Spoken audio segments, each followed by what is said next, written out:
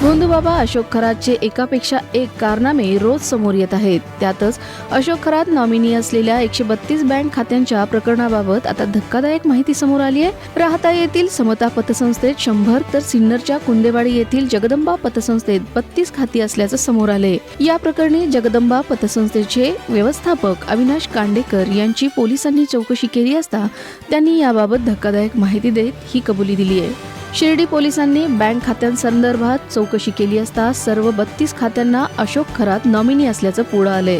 तर 32 खात्यांमध्ये 2,74,00,000 रुपयांचे व्यवहार झाल्याची माहिती आहे। खरात याने स्वतः सगळी कागदपत्र देऊन खाती उघडली। सोबतच खरात याने सर्व खात्यांची जबाबदारी घेतली होती अशी माहिती देखील समोर आली आहे। मात्र ज्यांच्या नावाने ही खाती उघडली गेली त्यांचा आणि पतसंस्थेचा कधीच प्रत्यक्षात संबंध आला नाही। खरात यांनीच पैसे टाकले आणि कालांतराने काढून घेतले। खरातच्या प्रभावामुळे माझ्याकडून चूक झाली अशी कबुली जगदंबा पतसंस्थेचे व्यवस्थापक अविनाश कांडेकर यांनी दिली आहे।